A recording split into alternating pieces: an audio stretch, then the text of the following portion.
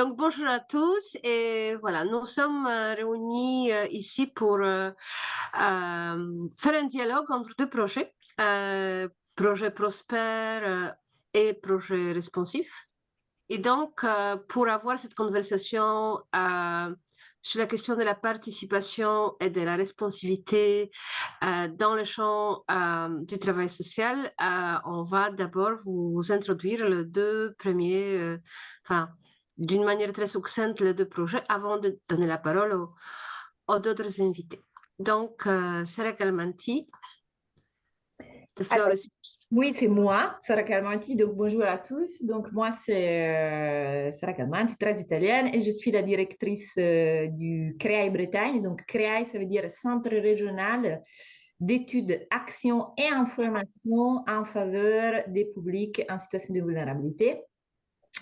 Pourquoi le CREAI Bretagne se penche sur la question de la participation des personnes concernées? Parce que c'est une structure dont l'objet c'est la politique publique.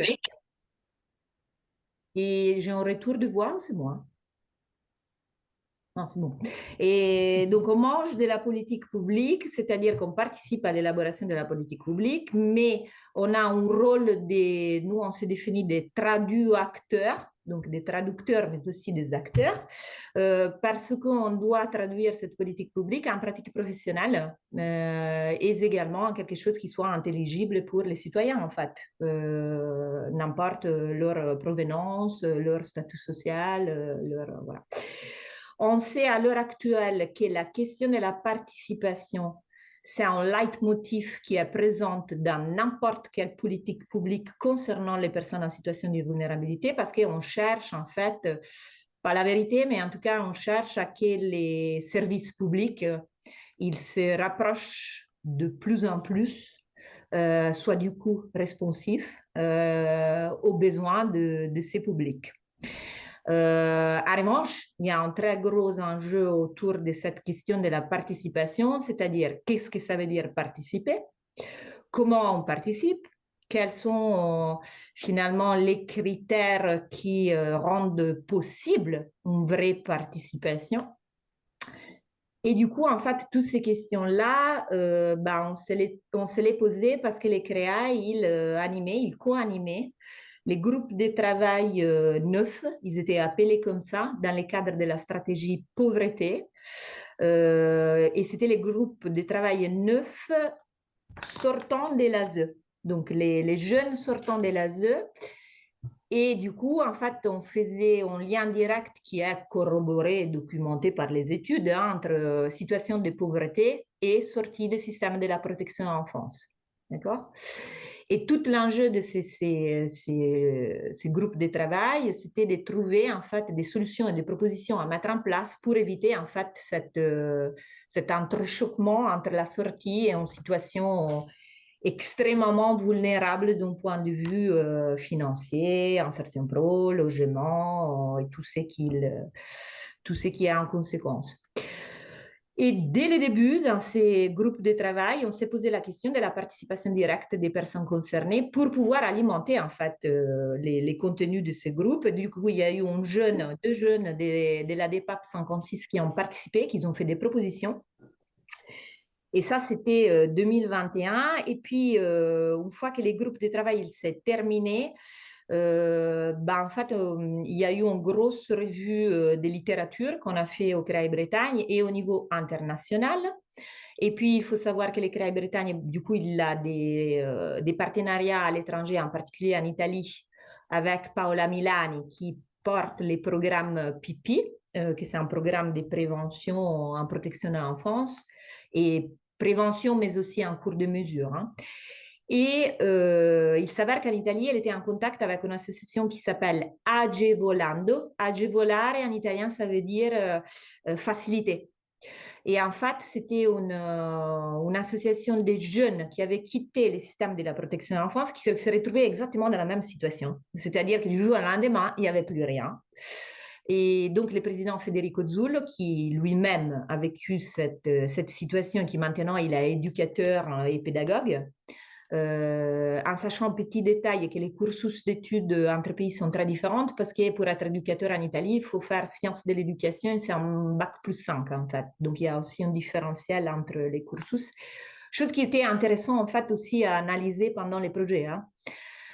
Et en fait, c'est ce réseau qui est né de la volonté de quelques jeunes. Après, il s'est structuré en grand réseau national avec presque 350 jeunes impliqués qui fonctionne par mentor, senior, mentor, junior avec des formations et qui vont vraiment en appui pratico-pratique sur les questions de logement, d'insertion pro, accès à des études supérieures, donc à l'université.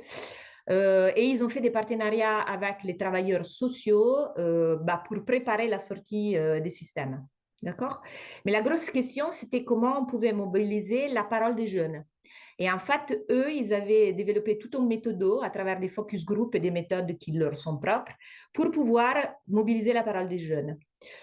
Du coup, ce qu'on a imaginé, c'était en fait de faire un partenariat avec eux et de les faire venir en Bretagne pour intervenir auprès des jeunes et des pros.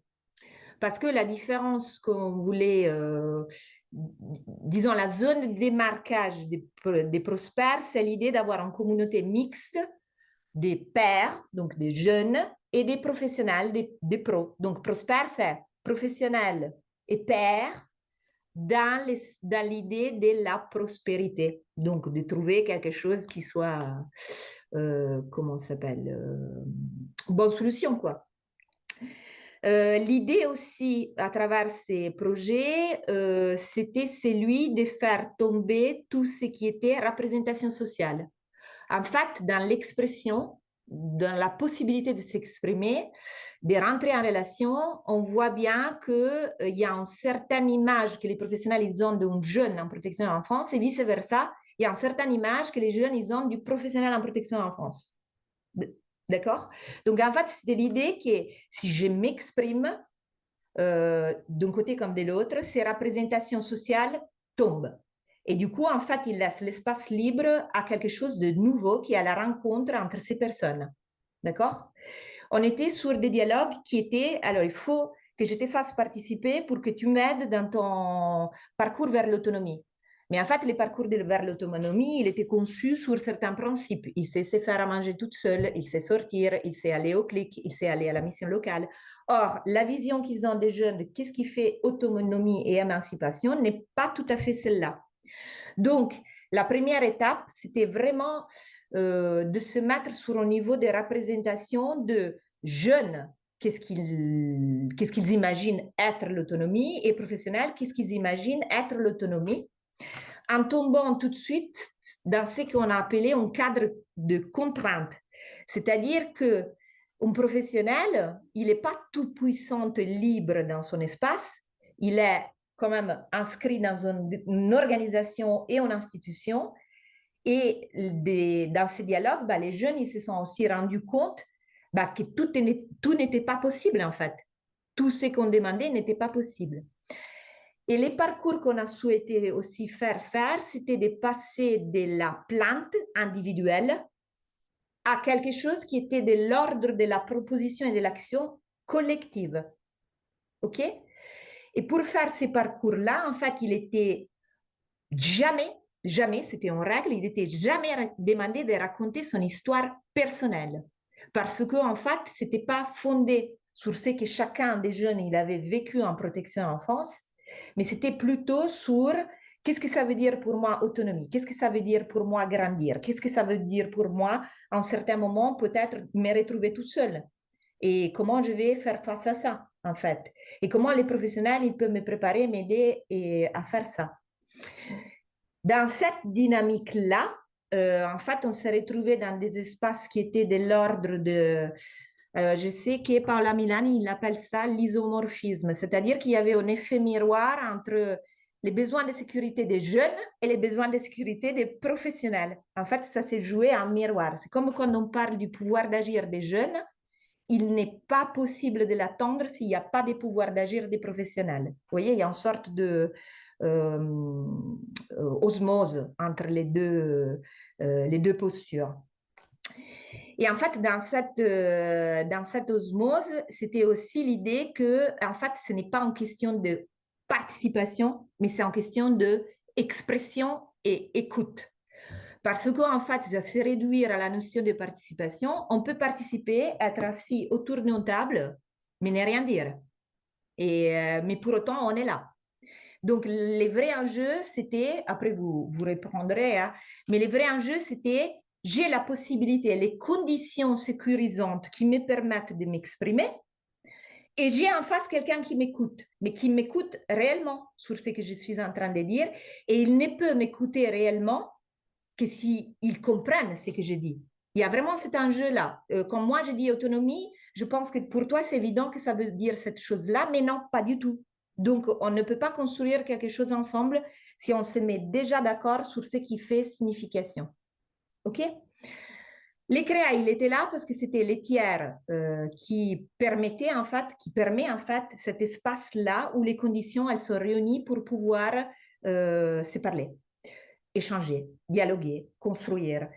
Et ce n'est pas des conditions anodines. Par exemple, la première réunion, on l'a fait au Stade Rennais, parce qu'on s'est dit au Stade Rennais, c'est l'espace de jeu où les jeunes ils peuvent se sentir captivés, ils peuvent se sentir libres, ils peuvent se sentir aussi dans un espace un petit peu plus ludique que la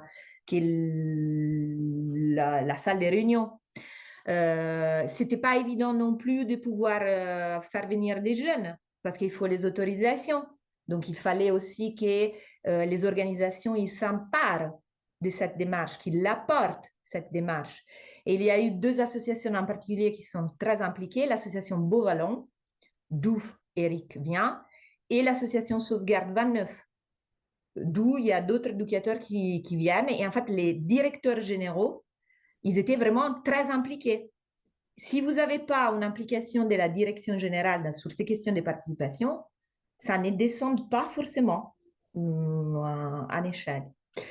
Il fallait avoir un financement parce que quand vous demandez à des jeunes de se déplacer, bah, il va falloir pouvoir leur permettre de se déplacer, donc de payer les déplacements, de payer les frais d'hôtel, de payer les frais de repas et tous les tralala.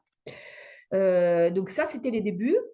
Et tout de suite, à travers cette démarche, on s'est aperçu finalement que les jeunes, ils disaient, ils avaient des recommandations, mais aussi les professionnels. Donc, on a poursuivi de manière parallèle sur les groupes des jeunes et les groupes des professionnels, et puis on a créé des espaces de confrontation qui nous ont permis d'identifier des sujets qu'on a identifiés comme thématiques de formation. Et donc, après, on a construit des formations portées, et il y a eu un test récemment, portés par les professionnels et les jeunes qui interviennent comme co-formateurs. Donc là, par exemple, on l'a testé la semaine dernière à l'ITES, donc en formation initiale auprès des travailleurs sociaux. Et puis, qu'est-ce qu'on a pensé avec les Italiens? On s'était dit, tiens, ça serait sympa de faire un projet européen. Donc, on a monté un projet européen qu'on a eu, qui s'appelle TwinNet. Et en fait, TwinNet, les jumelages, en fait, c'est l'idée des SME prospères dans d'autres régions de France. Et donc, avec les mêmes modèles, on est allé en Auvergne-Rhône-Alpes, toujours avec l'implication du créail local, donc les créaillères en l'espèce. On est allé en Hauts-de-France, donc à Lille, et puis on est allé aussi en Bourgogne-Franche-Comté. Donc, sur cette partie-là, en fait, il y a un essaimage qui est en train de se faire. Et en décembre, on fera un événement public avec tous les jeunes qui ont participé, tous les professionnels qui ont participé à cette démarche, parce qu'en fait, lors de ces sessions d'animation, ils s'engageaient sur des actions concrètes. Par exemple, créer un réseau sur la région des différentes associations entre jeunes et pros pour faire un méga apéro où ils réfléchissent comment ils vont remettre en place les conseils de la vie sociale, par exemple. Et du coup, ça permet aussi de suivre si ces actions ils ont été mises en place ou pas dans les suivis et qu'est-ce qui fait obstacle aussi par rapport à la mise en place de ces actions. Moi, pour conclure, j'aimerais bien citer, parce que je l'adore, Tania de Montaigne qui dit « Avec la race s'invente l'idée que rien qu'en regardant quelqu'un, on sait d'où il est et ce qu'il est. » Et ça, elle le dit dans l'assignation, les Noirs n'existent pas. Et je pense que ces principes-là, c'est le cœur des prospères. Ce n'est pas parce que tu as été un enfant de la protection enfance que tu es un enfant de la protection enfance. Tu es tout d'abord une personne. Ce n'est pas parce que tu es éducateur en preuve à Beauvallon que tu es un éducateur en preuve à Beauvallon, mais tu es aussi une personne. Et du coup, en fait, ça permet de remettre un peu les aiguilles de la montre au bon endroit. Voilà.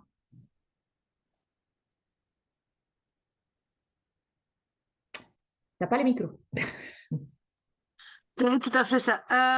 Merci Sarah. Donc j'ai du coup une question. Alors, enfin, parce qu'il y a quand même beaucoup d'éléments que tu as dit. Enfin, c'est quoi les liens avec la démocratie? Enfin, en quoi l'expression, l'écoute, la réception finalement, mais aussi cette dynamique interpersonnelle, enfin, en tout cas, fait lien avec la démocratie pour vous? Ah, Ben, c'est peut-être une question pour, je ne sais pas si les autres collègues souhaitent répondre. Ouais. moi, j'ai déjà un premier élément de réponse. Tout d'abord, la liberté d'expression et la participation, c'est un droit de chacun de nous. Donc, on y est rentré vraiment par la porte du droit fondamental.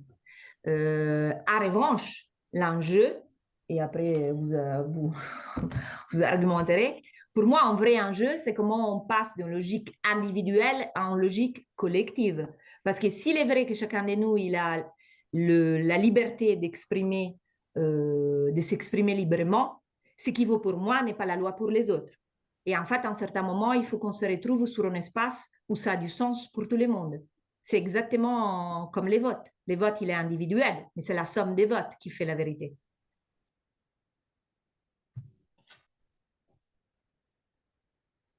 Tu veux rajouter quelque chose? Non. Eric, peut-être, tu veux rajouter quelque chose? Moi juste, euh, pour revenir un peu sur le projet Prosper, en fait, moi, c'est vrai que quand j'ai en fait intégré le projet, je ne savais pas vraiment où j'allais. C'est vrai que cette notion de père aidance, là, qui est développée en fait dans le projet Prosper, très présent dans le monde du handicap, l'est beaucoup moins dans le monde de la protection de l'enfance. Euh, et à vrai dire, ce projet a été imaginé et créé à l'échelle régionale pour permettre en fait la transmission d'un savoir expérientiel avec cette idée relativement simple qui est en fait de s'inspirer de l'autre pour croire en soi. Euh, alors c'est vrai que nous nous sommes rencontrés avec les jeunes et d'autres professionnels d'autres associations.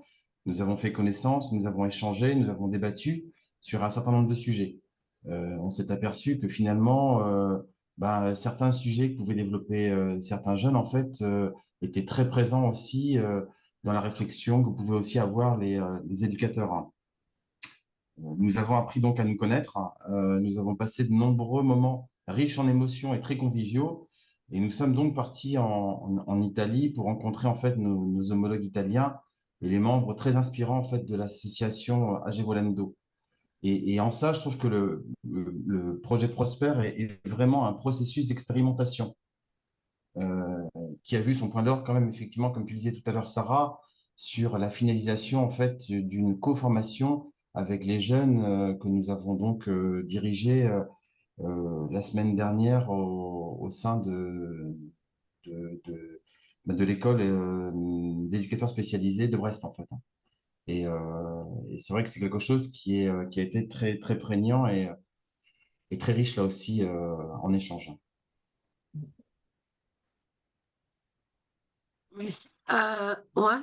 Il y a Mhm. quelque, il y a quelque chose, excusez-moi, après je promets, je mettais, mais parce qu'il y a tellement de choses à dire sur ces trucs-là. Il y a quelque chose qui est fondamental aussi et qui fait, et qui en fait, je pense que c'est aussi les liens avec les projets responsifs. Si on insiste sur la question des représentations sociales, c'est parce que, en fait, les services, et en plus, je suis extrêmement passionnée par cette question parce que ça a été vraiment un peu tout ce que j'ai étudié un peu dans ma vie.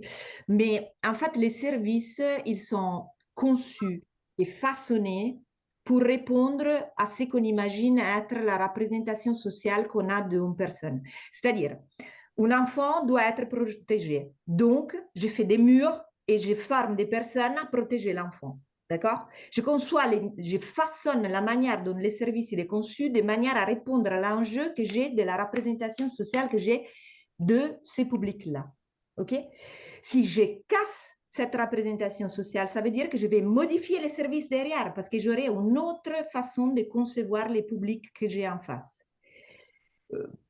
Par exemple, en fait, on ne se n'aperçoit pas, mais finalement, les services qui prennent en charge les publics vulnérables, selon les profils, selon les caractéristiques qu'ils pensent qui doivent être portées par ces personnes, il y a des critères d'éligibilité quand même.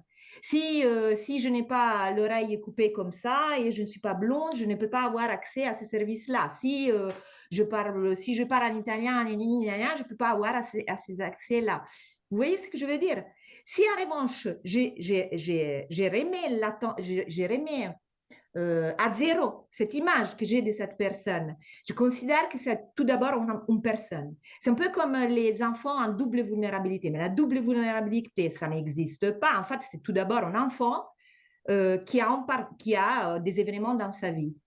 Mais on dit double vulnérabilité parce qu'il relève des services du monde du handicap, il relève des services de la protection de l'enfance. Mais ça, c'est en catégorie des services, ce n'est pas la catégorie de l'enfant.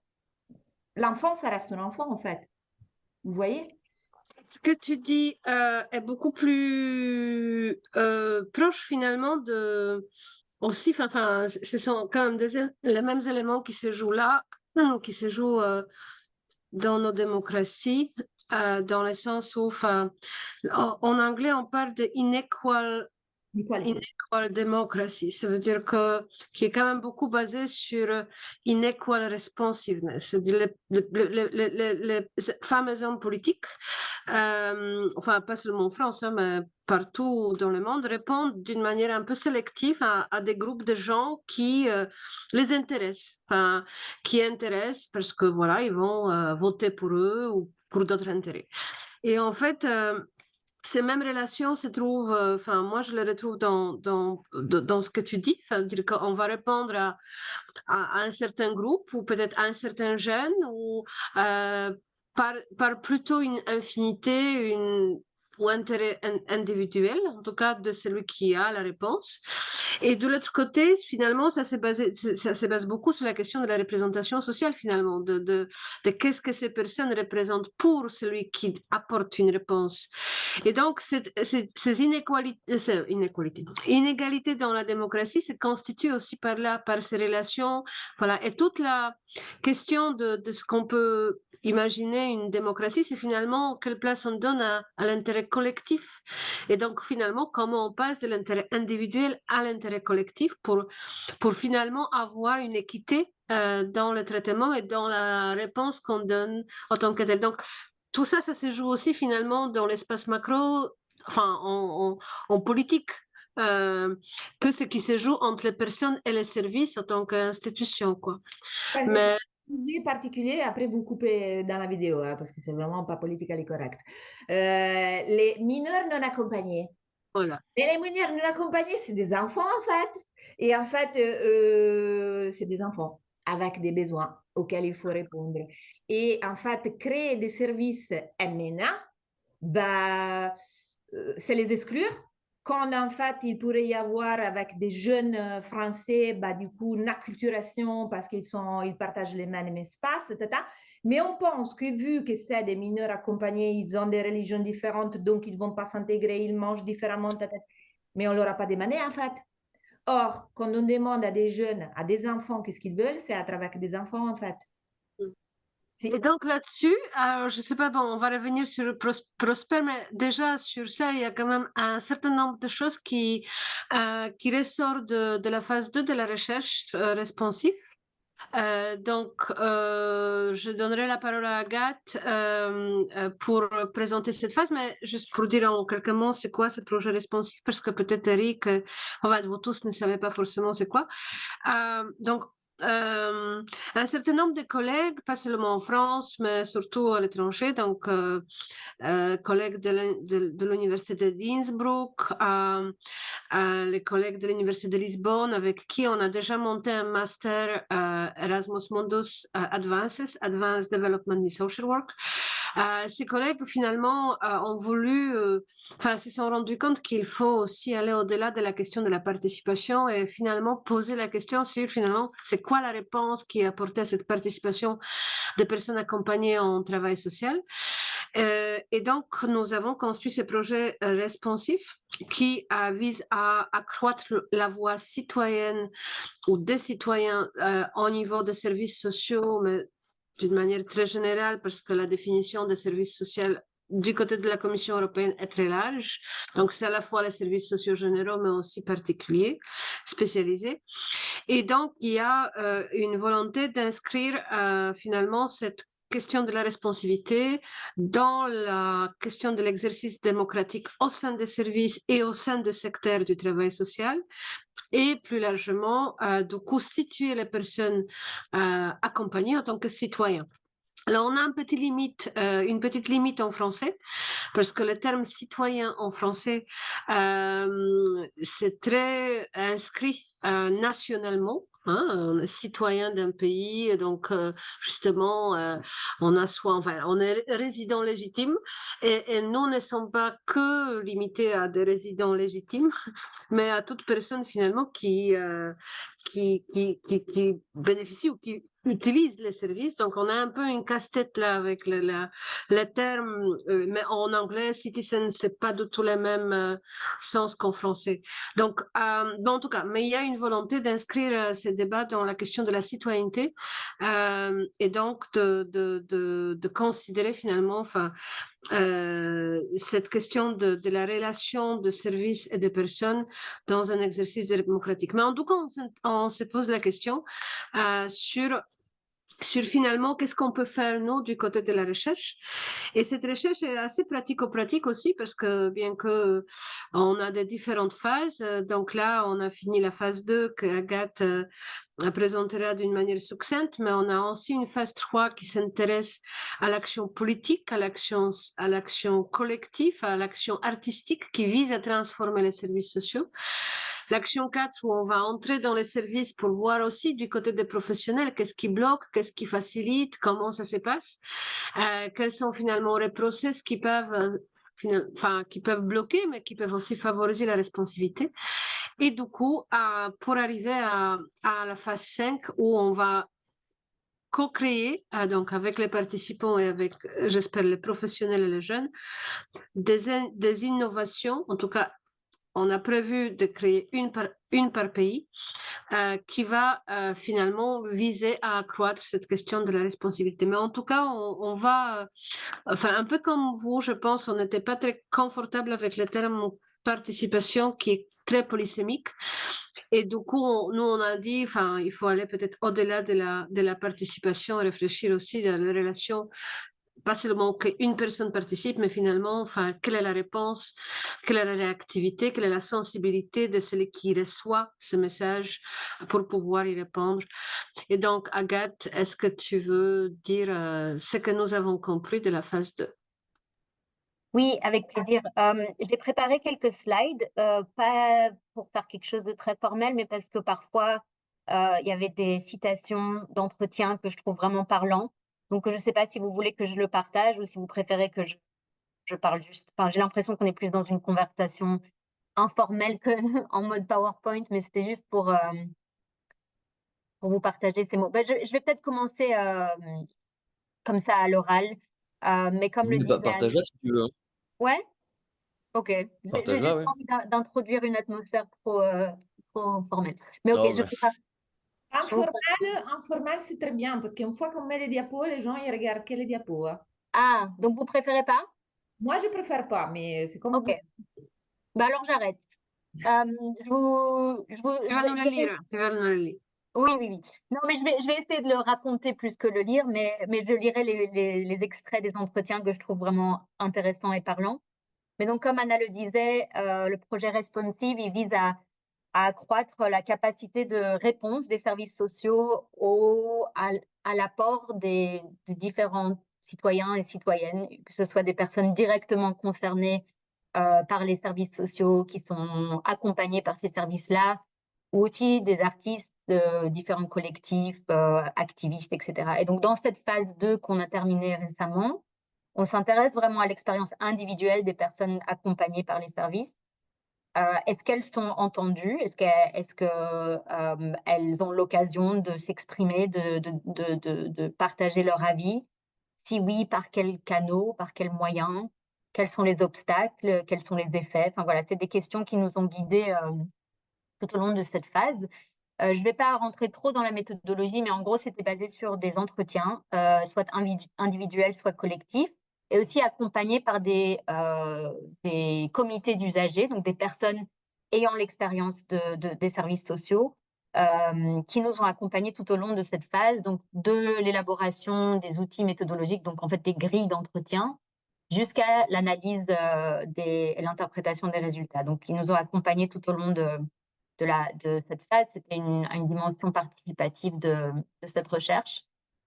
En tout, on a interviewé 56 personnes, soit individuellement, soit collectivement, et c'était dans 3 secteurs, donc le handicap et la santé mentale, et puis la protection de l'enfance et les jeunes à risque d'exclusion sociale, donc une catégorie très, très large. Et aujourd'hui, dans ce que je vais vous raconter, je me concentre plutôt sur protection de l'enfance et jeunes à risque d'exclusion sociale, parce que notamment les jeunes qui sont sortis de la protection de l'enfance, on sait, ça constitue un des groupes qui est notamment à risque d'exclusion sociale. Donc, il y avait un overlap entre des jeunes qui étaient dans le groupe à risque d'exclusion sociale et qui en fait avaient aussi une expérience de la protection de l'enfance, mais qui ont choisi de plus parler de leur expérience, par exemple dans des CHRS ou dans d'autres des missions locales, enfin d'autres types d'accompagnement plutôt pour les jeunes que forcément en protection de l'enfance. Donc voilà, 56 personnes ont été consultées dans cette phase-ci. Et pour peut-être, je ne vais pas parler de tous les résultats parce que les entretiens étaient vraiment très riches, je pense, et très denses, mais quelques résultats que je pense seraient intéressants à discuter avec vous pour voir si vous avez eu les mêmes observations, si vous avez des réflexions là-dessus à partager. Une première chose, c'est concernant l'asymétrie des informations fournies par les services sociaux, ou en tout cas réceptionnées par les personnes accompagnées.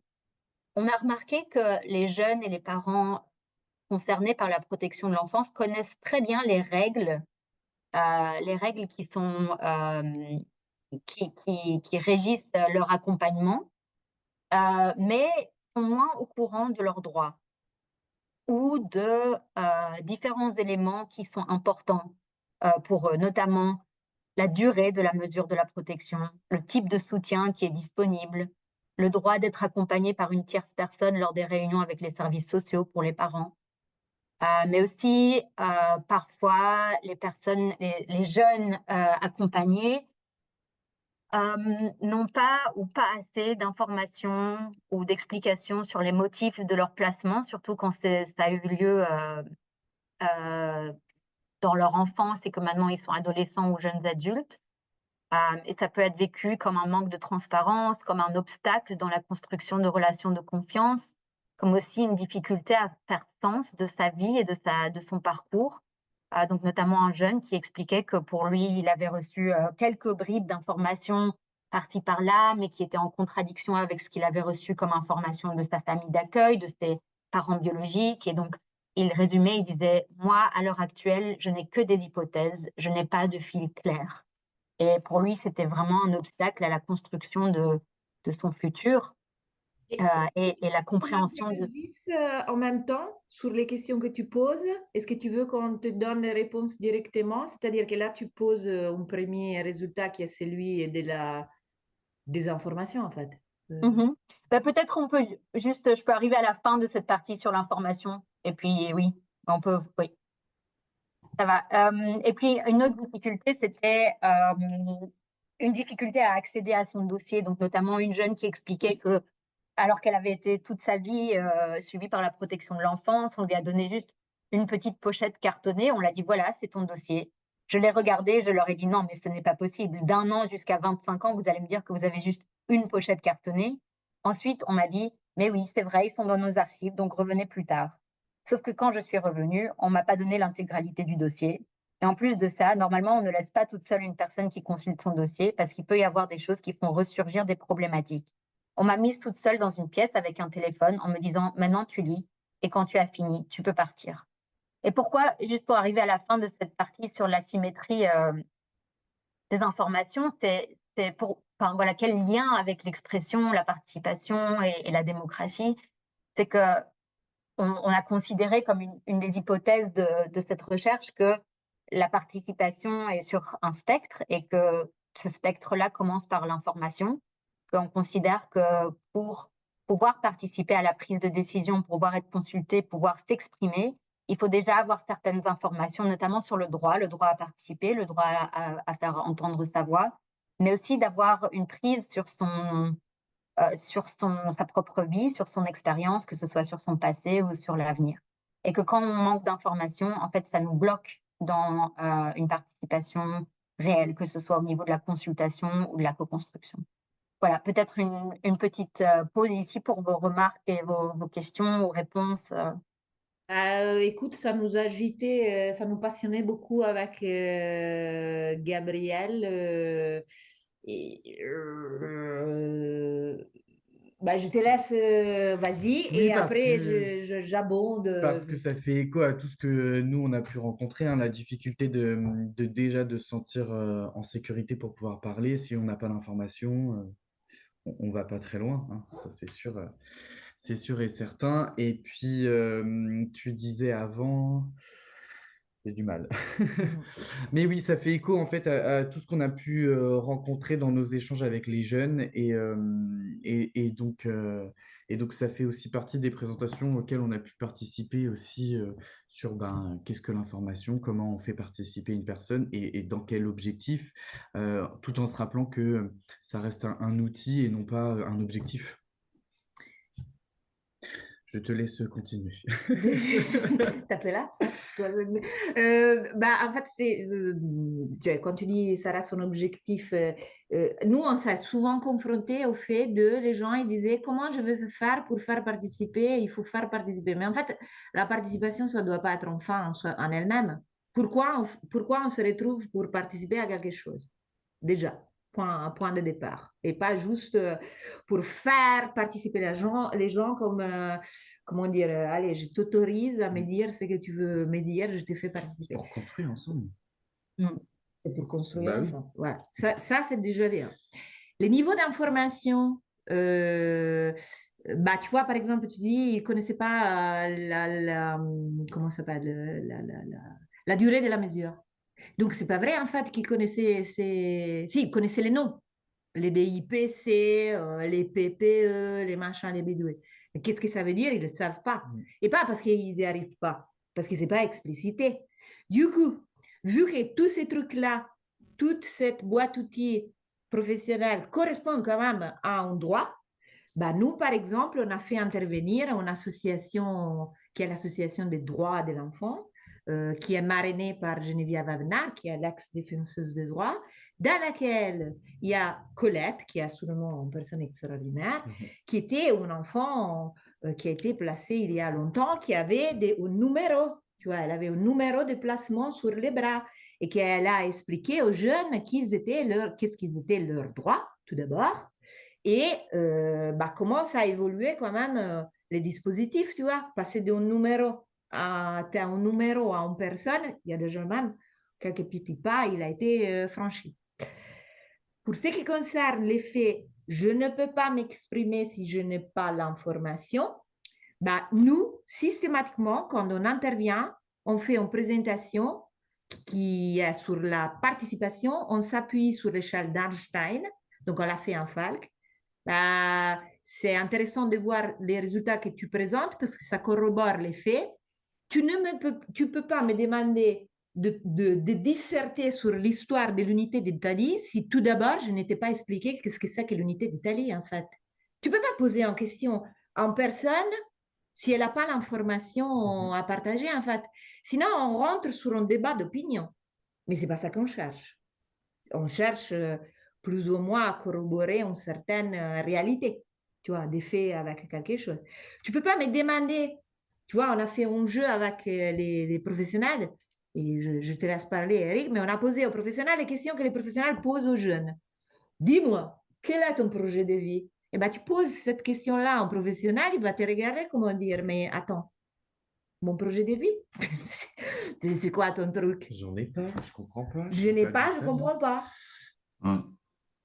Et on s'aperçoit du reste que quand on pose ces questions-là à des professionnels, en fait, ils vont avoir des attitudes un petit peu défensives. Ils ne vont pas forcément répondre aux questions qu'on va leur poser aussi. Parce que quand on s'est prêté à ce jeu-là, en fait, on avait des évaluateurs, des gens qui ont pu regarder aussi un petit peu les réactions des uns et des autres. Et on a été très, très surpris, en fait, du résultat.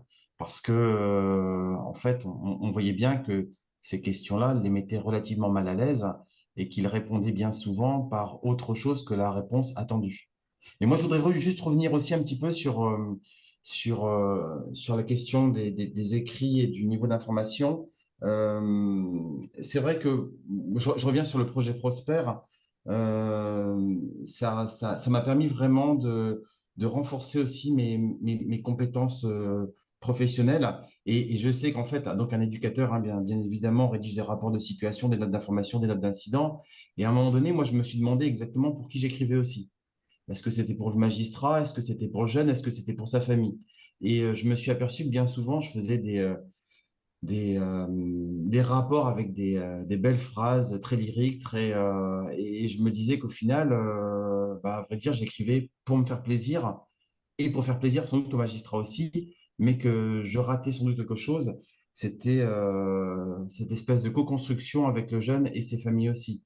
Et c'est vrai que ça m'a vraiment amené à repenser la nature même de mes écrits et à savoir un petit peu quelle place j'octroyais aux jeunes et comment dire et à leur famille. Je sais que maintenant, quand j'ai des écrits à faire, je fais des écrits vraiment sur des choses, enfin, des thématiques bien précises avec des objectifs et des moyens à valider. Et je laisse toujours une place très importante aux jeunes aussi pour éventuellement revenir sur cet écrit-là aussi.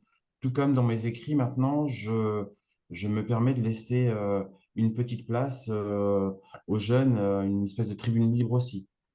Donc, je crois que c'est important comme ça aussi à un moment donné de pouvoir finalement laisser la parole aussi aux personnes qu'on peut accompagner aussi.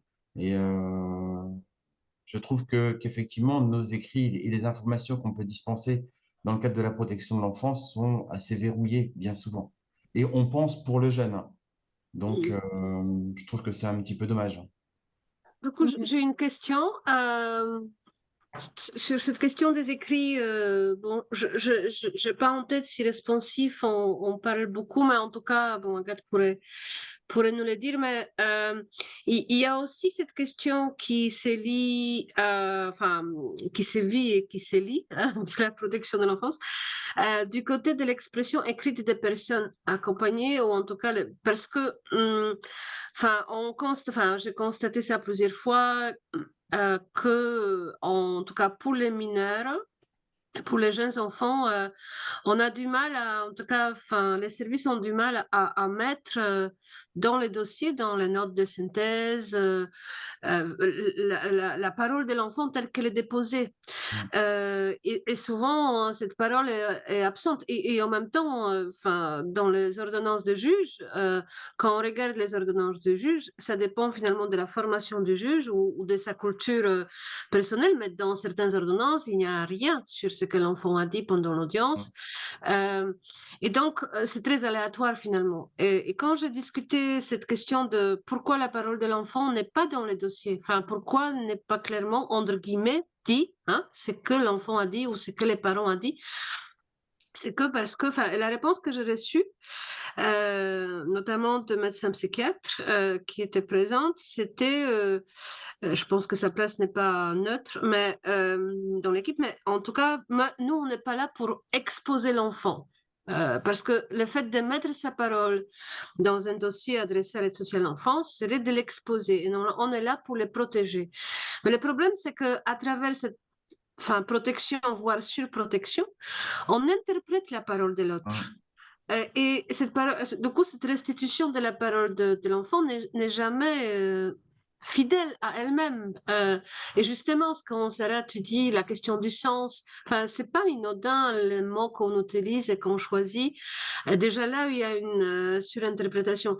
Donc, et derrière ça, ce qui se joue, c'est le rapport de pouvoir. On est d'accord que donc voilà, je voudrais aussi peut-être voir comment vous faites du coup dans cette question de l'écrit pour finalement équilibrer un peu le rapport, quoi. Et donc, de faire exister la parole de jeune, la parole de l'enfant en tant qu'expression dans cet espace qui est plutôt formel lorsqu'on s'adresse à un juge en aide sociale à l'enfance.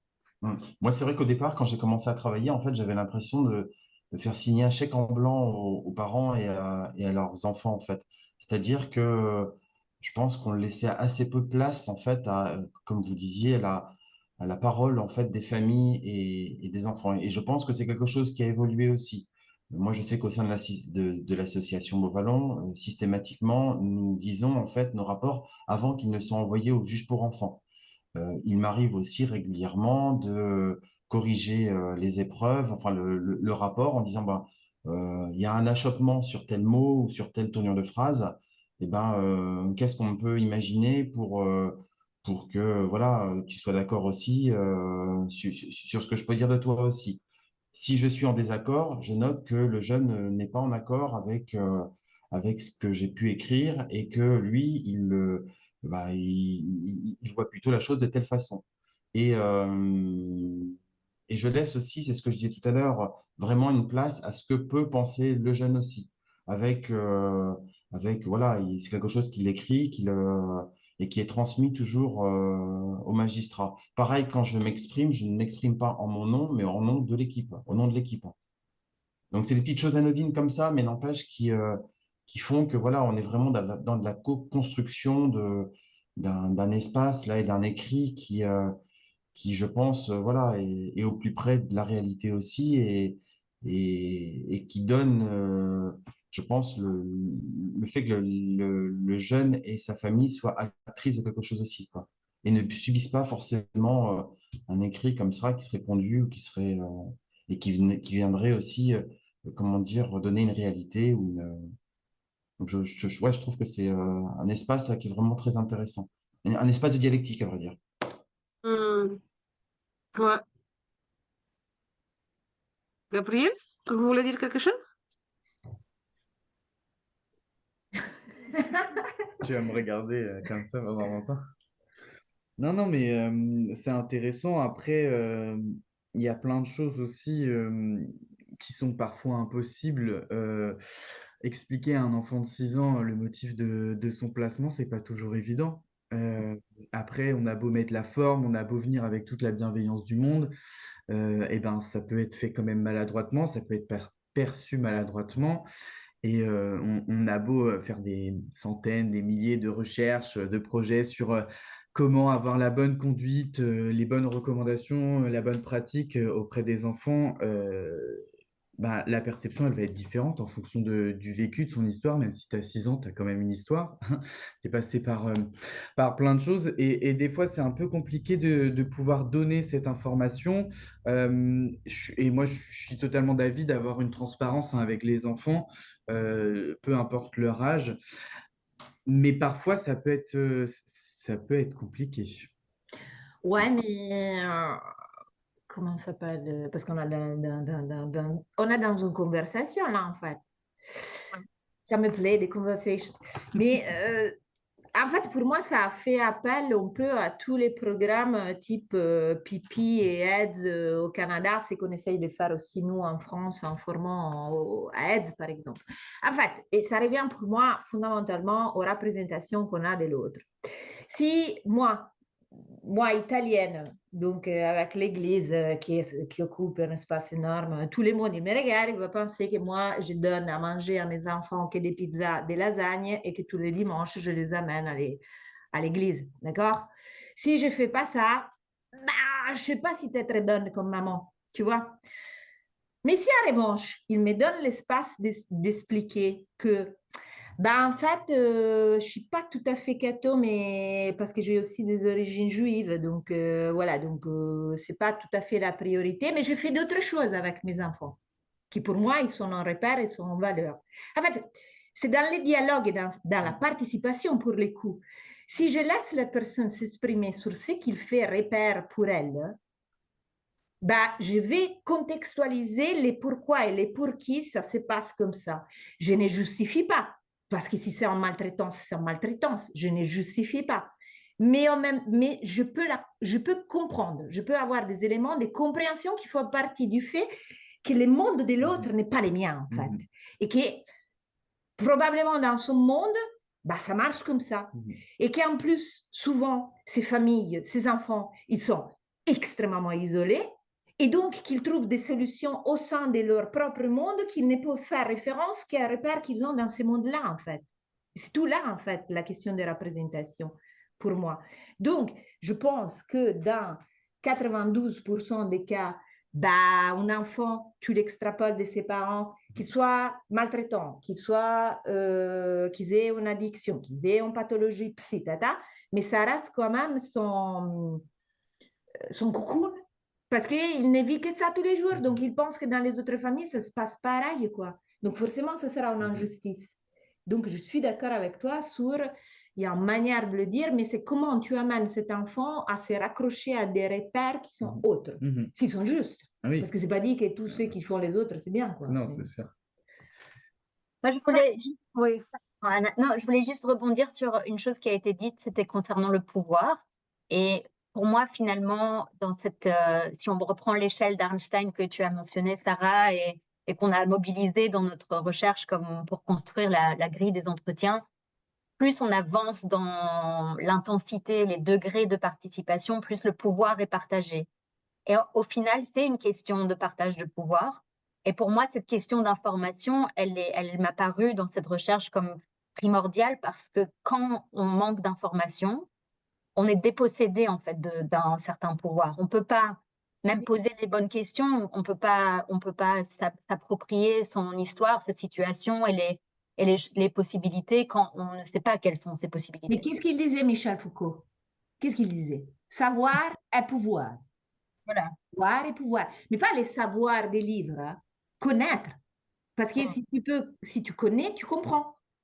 Mais si tu laisses exprimer un enfant et si tu laisses exprimer un parent, où il soit, quoi qu'il en soit, il a l'impression de pouvoir te livrer son savoir à lui. Il t'englobe dans son savoir. Et c'est là, en fait, qu'après, il va se jouer les pouvoirs. C'est pas... Exact. Voilà.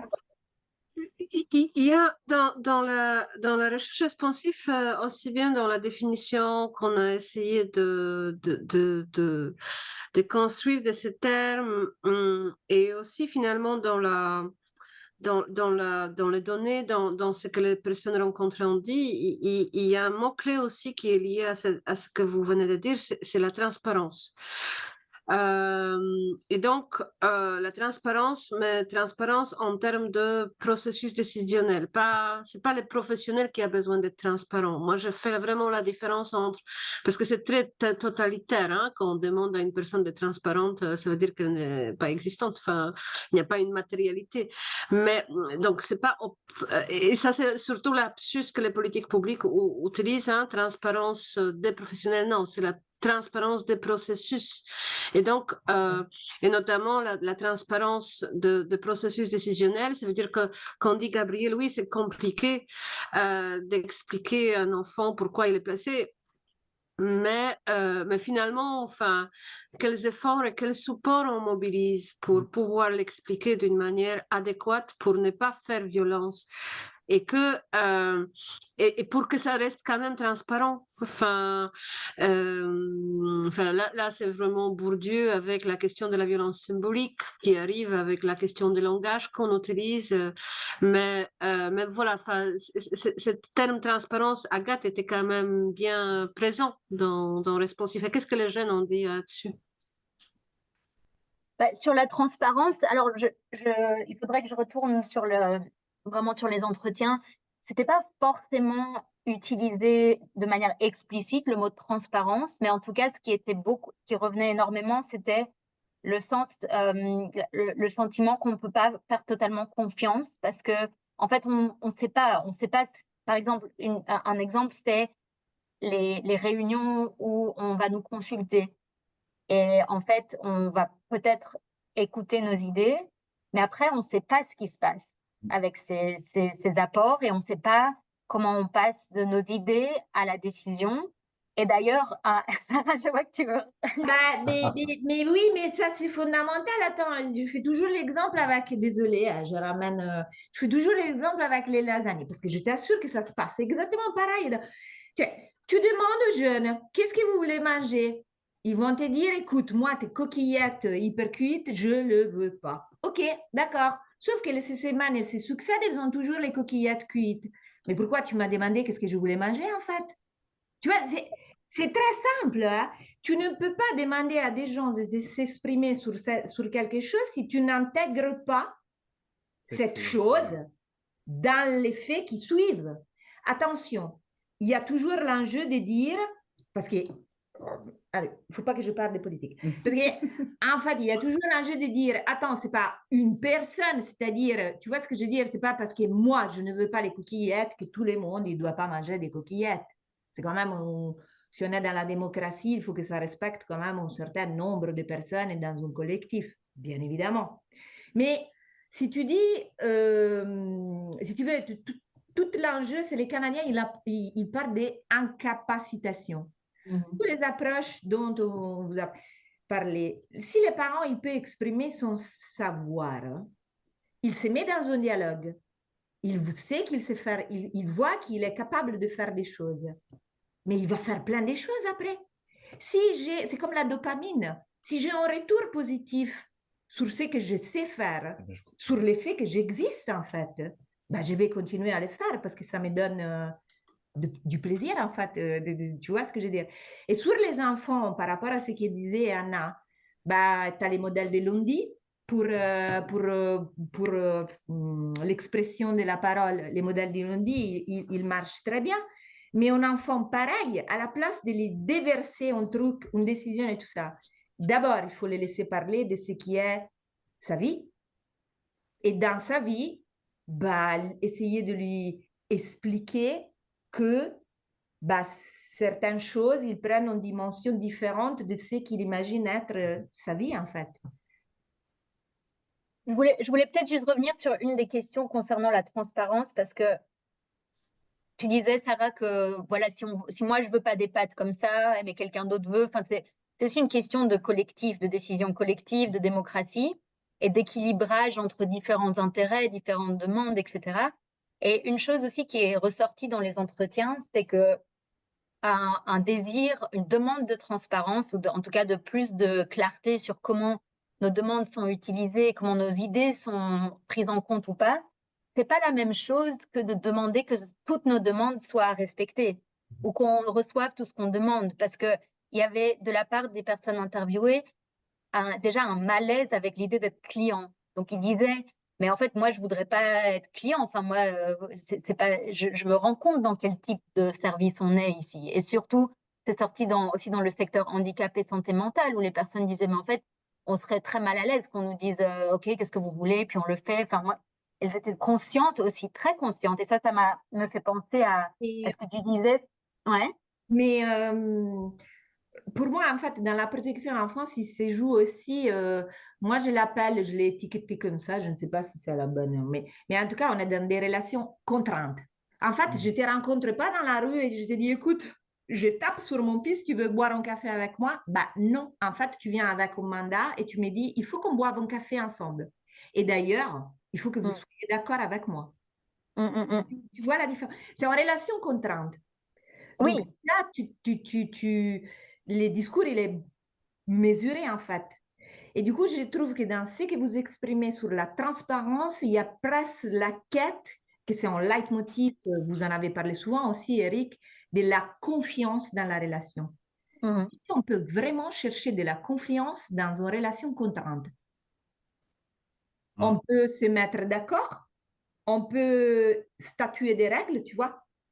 Je t'écoute, je vais prendre en compte ce que tu dis, on va les travailler ensemble, mais sur l'effet d'avoir une confiance réciproque, peut-être que c'est aussi se mettre la barre trop haute dans la relation, dans une relation qui est contrainte, qui n'est pas, qui est imposée en fait, tu vois. Ouais, je trouve que c'est Anna, tu auras sûrement Eric, tu auras sûrement des choses à dire là-dessus aussi. Je voulais juste peut-être faire le lien entre ça, confiance et relation contrainte et contre-pouvoir, qui est aussi un truc qui est beaucoup apparu dans les entretiens.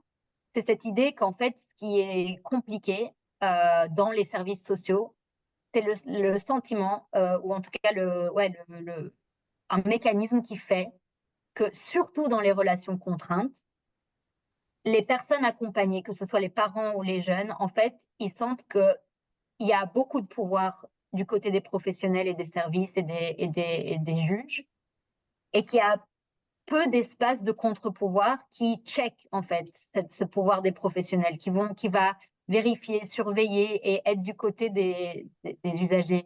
Et ils ont vraiment utilisé, certains ont utilisé ce mot. En fait, ce qu'il faudrait, c'est un contre-pouvoir. Et ça, pour moi, c'est le lien avec la démocratie dans ce projet. C'est-à-dire, si on voit la démocratie comme un système pour limiter et contrôler les lieux de pouvoir, qu'est-ce qu'on a prévu dans les services sociaux? Mais oui, mais de toute façon, on revient aux dynamiques des dominants et dominés, très clairement. Mais en même temps, si tu déplaces les focus sur de quoi il a besoin cet enfant pour se développer de la meilleure façon, c'est même plus un discours de pouvoir et contre-pouvoir, en fait. Quelle réponse on apporte ensemble à cet enfant?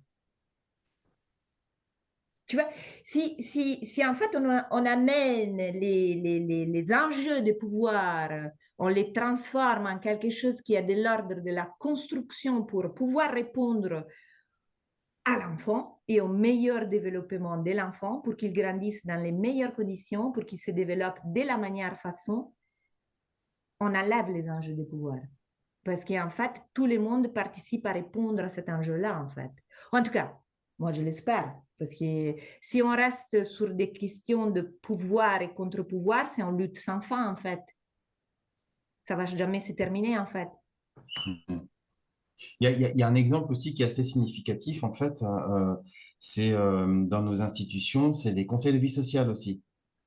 Alors, moi, j'ai souvenir, en fait, quand j'ai débuté le métier d'éducateur spécialisé, où, en fait, on arrivait, en fait, avec un ordre du jour, nous, en tant que professionnels, et on soumettait, en fait, toutes ces questions-là, en fait, aux jeunes.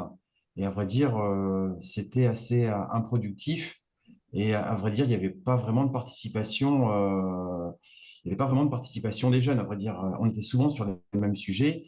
Et je trouve que c'est quelque chose qui est en train de changer. Je tends la perche, Gabriel, hein. Tu me vois venir ou pas? Ah oui, tout à fait. Et en fait, la question de la pérédance, on s'est dit à un moment donné, est-ce qu'on ne prendrait pas le problème à l'inverse? Est-ce que finalement, on ne partirait pas des desiderata en fait des jeunes et que les jeunes porteraient en fait cette parole-là pour donner l'ordre du jour? C'est aux jeunes en fait de faire l'ordre du jour et c'est plus forcément aux professionnels de le faire. Nous, au sein de l'association, on a le vice-président du CVS qui est en face de vous là, puisque c'est Gabriel. Et c'est vrai qu'il s'est attaché en fait à aller dans tous les services et à mobiliser aussi les jeunes. Parce que c'est vrai qu'en plus, nous, pour faire vivre cette instance-là, on trouvait ça très, très compliqué. Puisqu'à vrai dire, les jeunes ne voulaient pas forcément y aller, ne voulaient pas forcément représenter le service. Il y avait cette complexité de se dire, mais je représente qui exactement? Est-ce que c'est le service? Est-ce que c'est ma propre personne? Et je trouve que enfin, cette idée-là de pouvoir faire participer au maximum les jeunes, ça a été vraiment une réussite, puisque je trouve qu'on est sorti en fait d'un espèce de catalogue de bureau des pleurs un petit peu, où on nous demandait des fois, bah tiens, alors c'est aussi une réalité, hein, mais on voudrait avoir plus d'argent de poche, on voudrait plus ceci, on voudrait plus ça. C'est des choses qui sont vraiment beaucoup plus construites maintenant aussi et qui partent dans plein de choses différentes en fait. Donc, voilà en tout cas au niveau du CVS. Moi, je pense aussi à une petite phrase de Marpeau qui dit qu'à un moment donné, on doit aussi pouvoir se démettre de la place dans laquelle l'autre nous met aussi. Effectivement, à un moment donné, on n'est pas au-dessus des jeunes, on n'est pas. L'idée, c'est vraiment c'est des petites roues, hein. Alors, ça va faire encore sourire Gabriel parce que c'est souvent l'exemple que je donne, mais on est des petites roues en fait sur un vélo. À un moment donné, on les enlève et faut rester humble. On se souvient plus forcément quand est-ce qu'on a mis les petites roues, combien de temps on a pu passer avec des petites roues. Donc, je veux dire, à un moment donné, on arrive sur une période relativement contrainte dans une vie en fait. Et puis voilà. Et l'autre chose, en fait, moi qui me tient un peu à cœur, en fait, j'appartiens à une génération en fait, d'éducateurs spécialisés qui a été un peu biberonnée par la fameuse bonne distance. Et c'est vrai que, alors je ne vais pas dire que j'étais traumatisé par ça, mais souvent on me dit, mais est-ce que tu es vraiment à ta place? Est-ce que tu peux échanger tel ou tel propos et tel ou tel sujet avec tel ou tel jeune? Est-ce que tu es toujours professionnel? Est-ce que tu es je pense que ça, c'est des choses qui sont à mettre aux oubliettes, en fait. Je pense que maintenant, il faut vraiment parler de juste proximité. Sinon, le jeune le sent quand vous mettez comme ça des barrières et quand vous mettez des choses où à chaque fois, vous allez dire, bah non, là, je suis désolé, là, il est question de ma propre, de ma vie intime ou d'un certain nombre de choses. Je ne suis pas sûr que ce soit vraiment enclin à créer une certaine relation et un certain bien de confiance aussi. Si systématiquement, vous pouvez renvoyer aux jeunes de dire, ben non, ça, je ne te répondrai pas là-dessus parce que tu rentres dans mon intimité. Bon, moi, c'est pas comme ça. Nous, en tout cas, à Beauvallon, c'est pas forcément comme ça qu'on conçoit les relations avec les jeunes. Alors, je ne sais pas si on est dans le cadre de la transparence, mais en tout cas, moi, c'est ce que je dis souvent aux jeunes. J'ai une posture professionnelle, certes, mais je ne mets pas un costume non plus quand je viens travailler ici, quoi. Vous avez le Eric, vrai Eric en face de vous.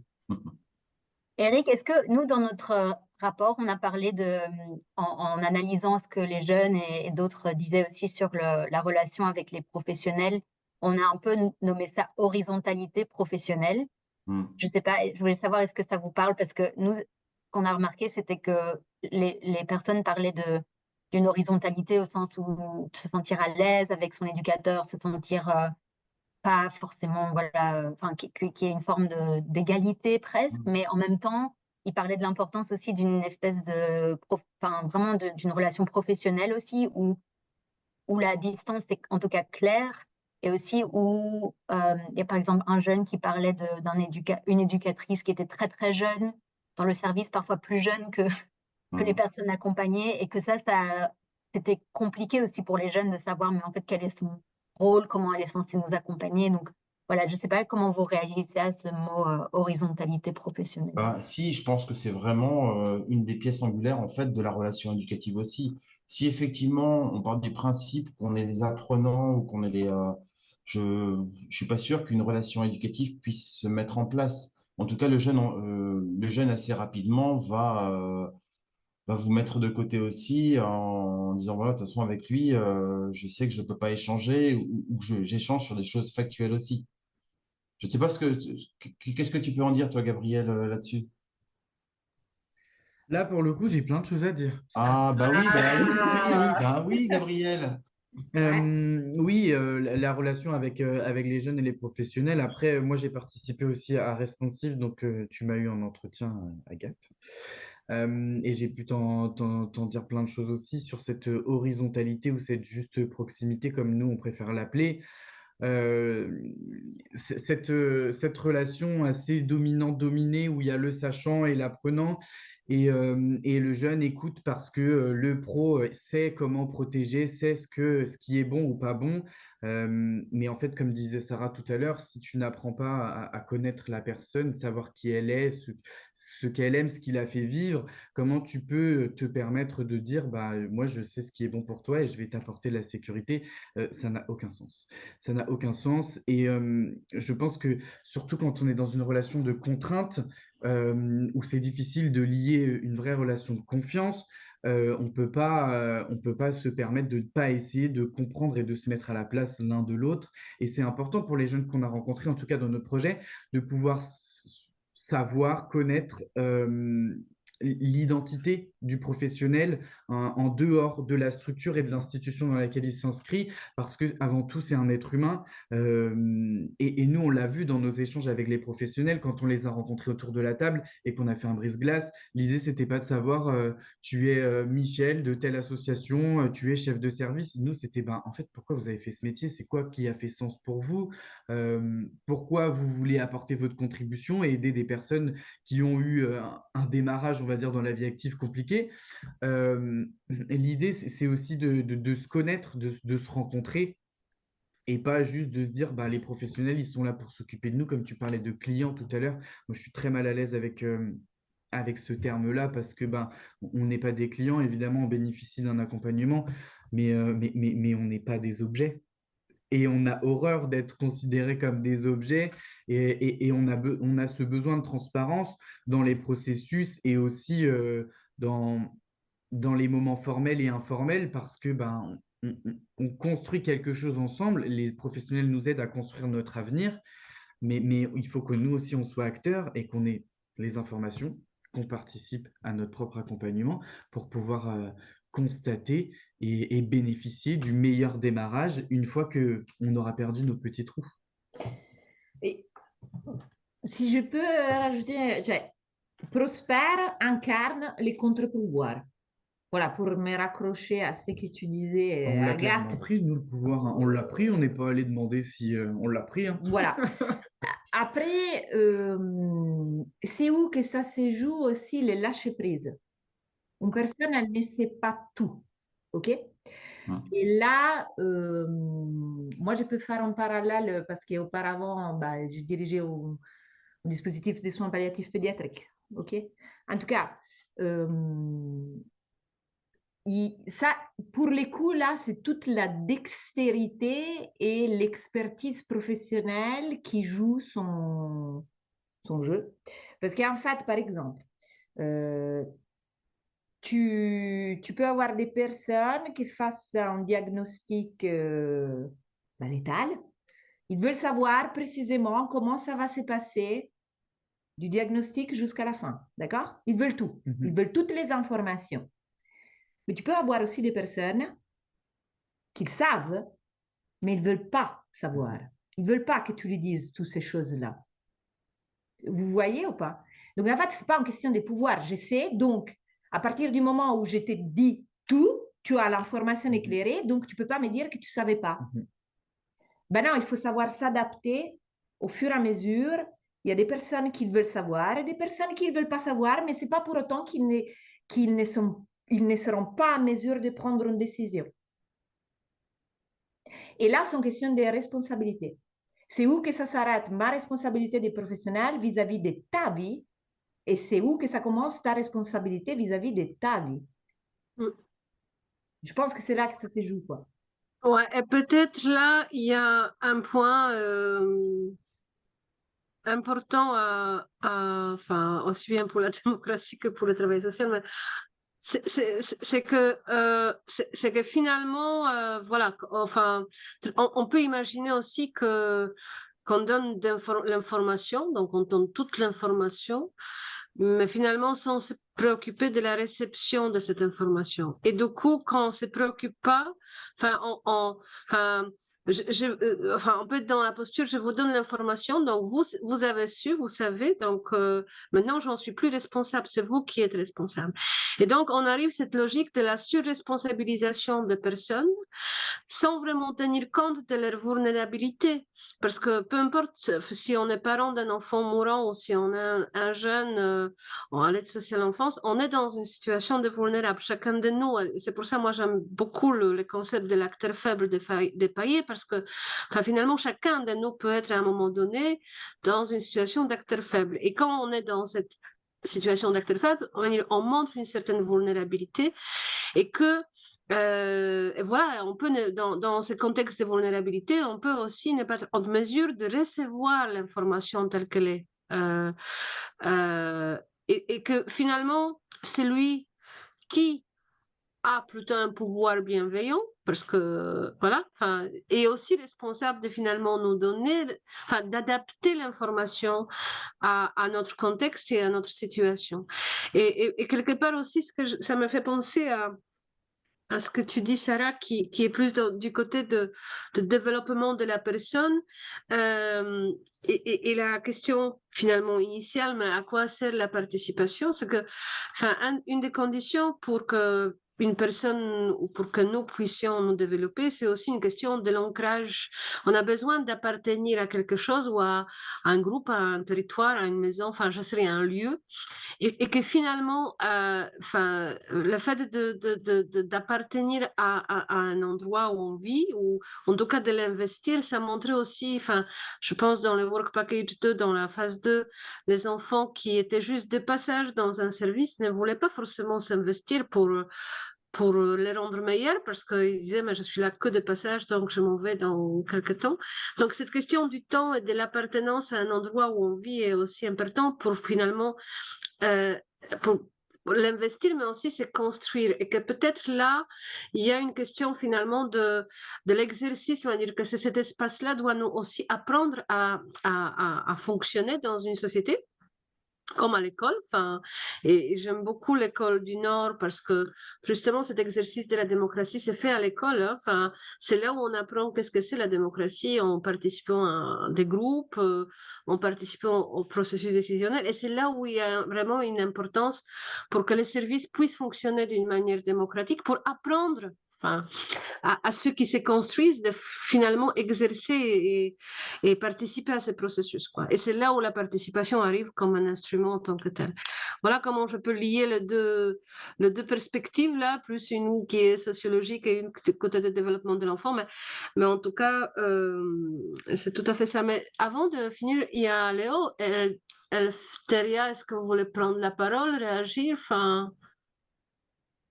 Peut-être je trouve que c'est intéressant d'ailleurs ce que tu disais sur la question de l'appartenance et ce qui aussi permet de revenir à ce que Sarah disait au tout début là, c'est que finalement je l'avais pas vu comme ça et finalement ce que le projet Prosper propose, surtout dans la dimension en fait quand tu disais Sarah faire tomber les représentations, tu vois, ou alors les appartenances qui te figeraient.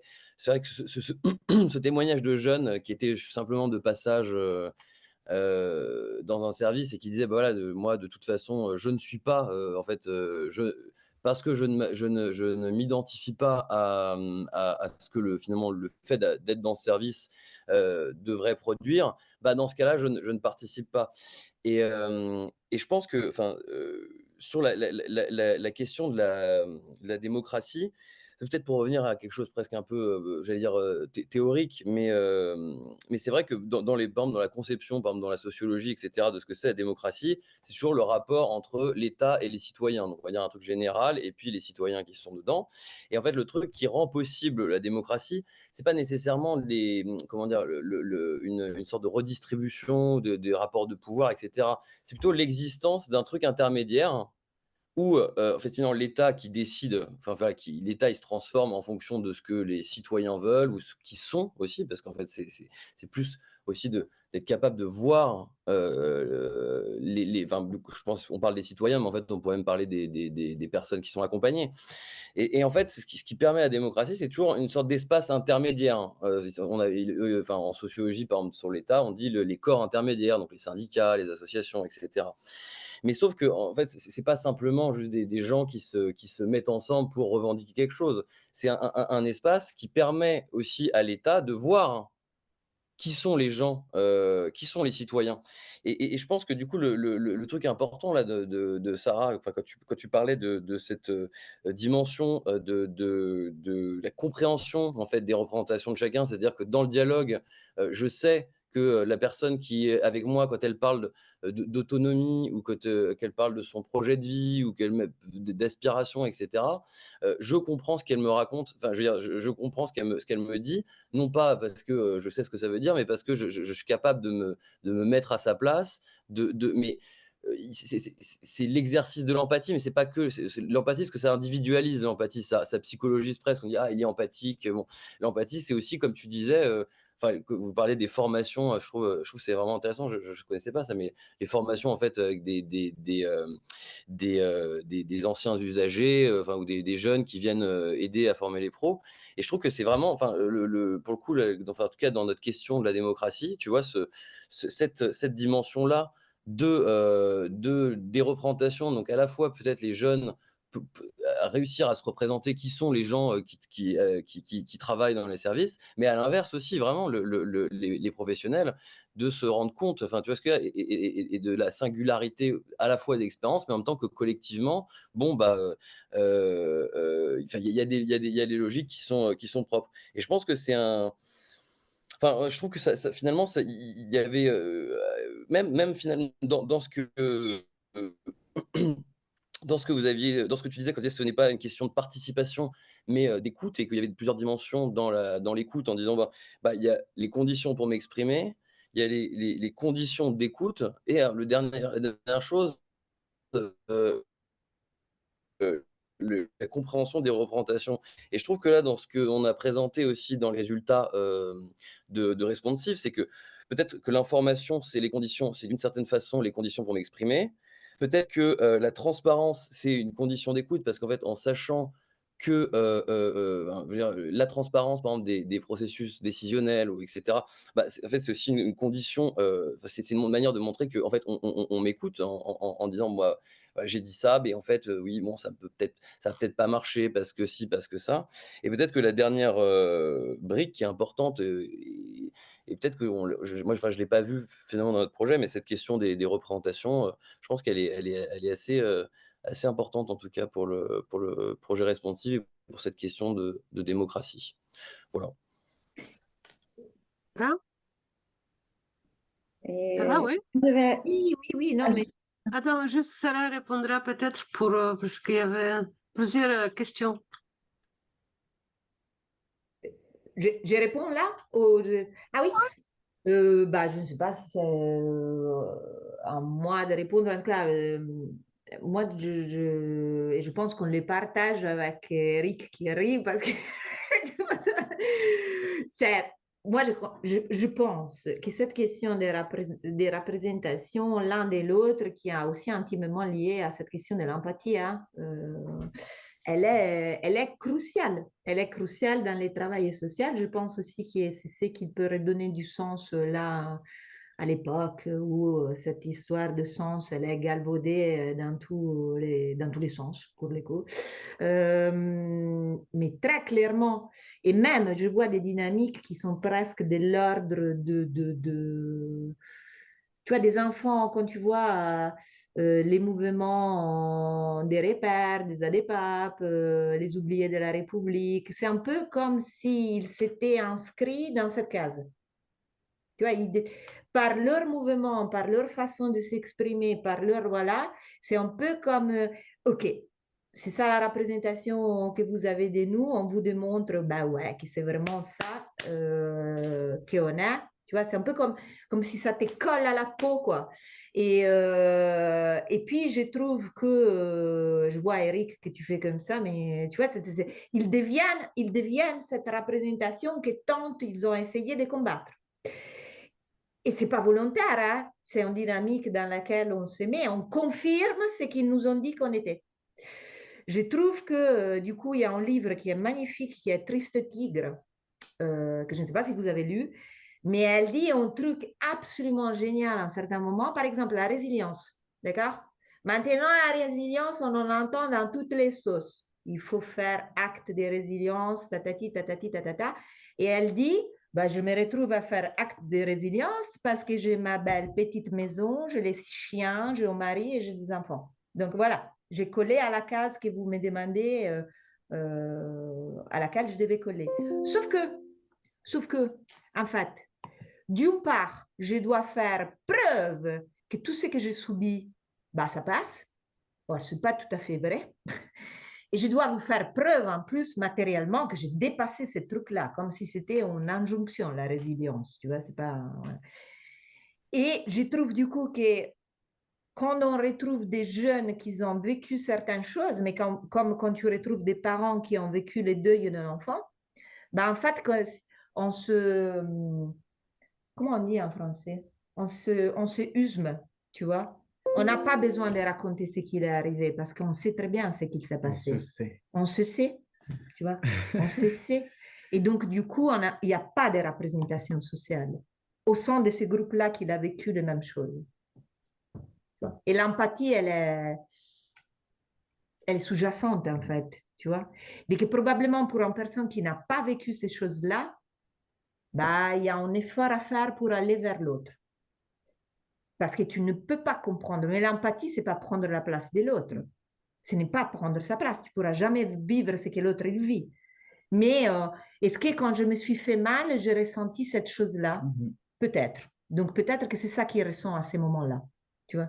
Essayer de trouver dans ton bagage qu'est-ce qui te rapproche de l'autre, en fait, sans forcément que ce soit la même chose. Est-ce que j'ai dit tout ce que je voulais dire? Et quand je parlais de l'empathie, je disais qu'aujourd'hui, il y a quand même une représentation de l'empathie qui est ouais, presque un trait de personnalité. Et je trouve que du coup, ça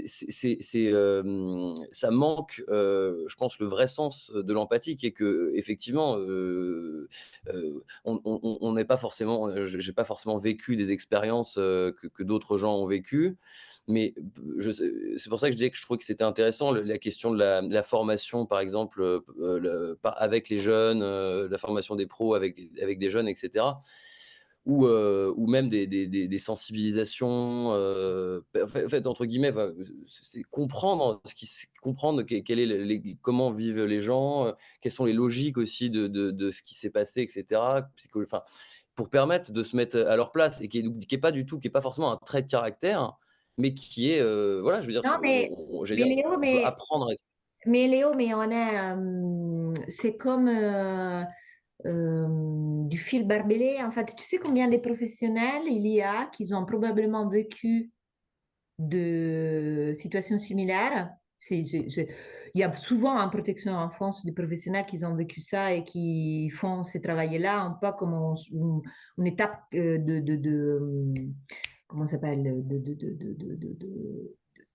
réconciliation avec ce qu'ils ont vécu, tu vois. Voilà. Il y a un mot qui ne me vient pas, mais bon.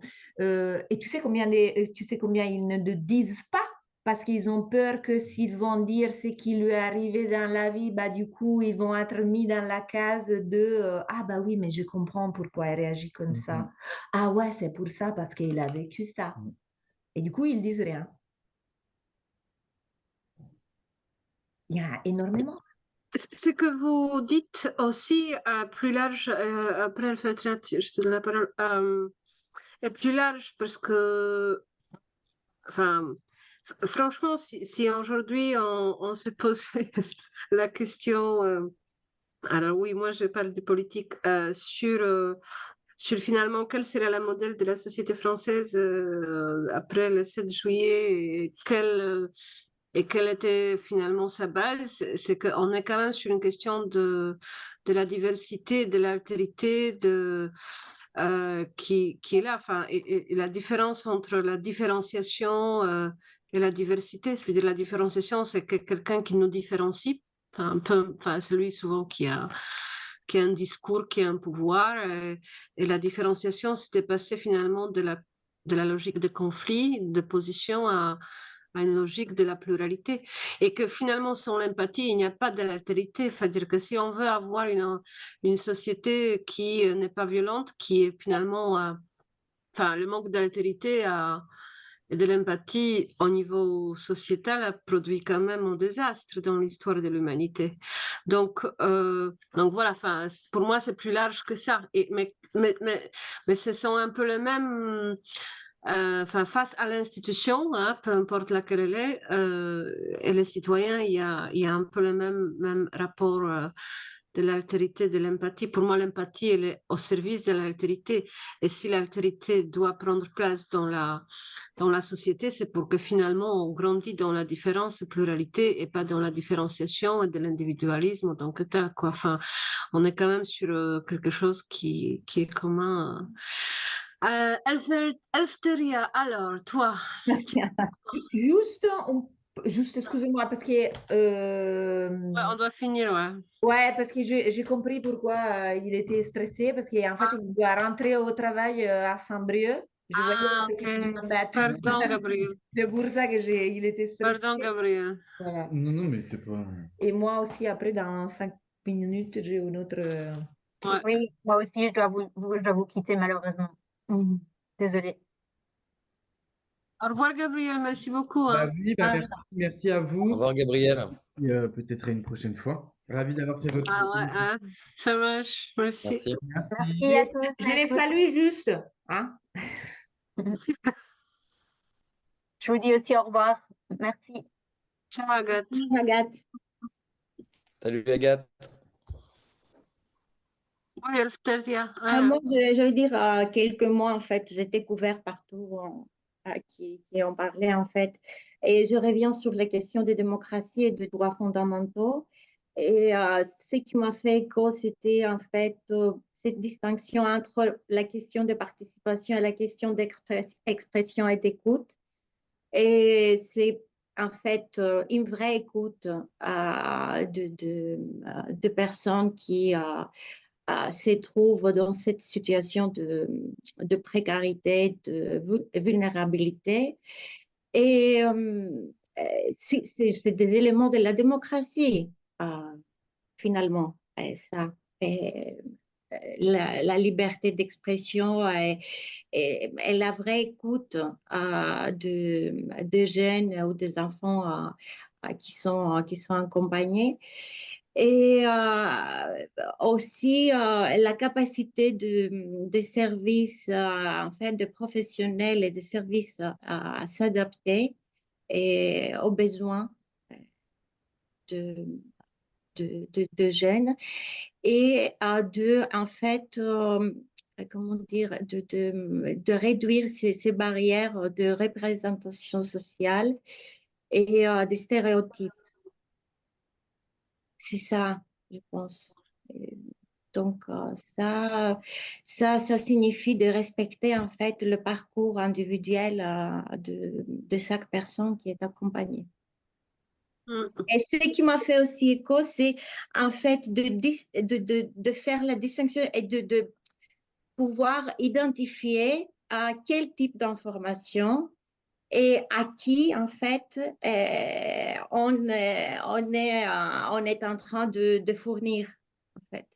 Et la quantité, la qualité et la nature des informations, parce que oui, je comprends bien que pas toutes les personnes, en fait, veulent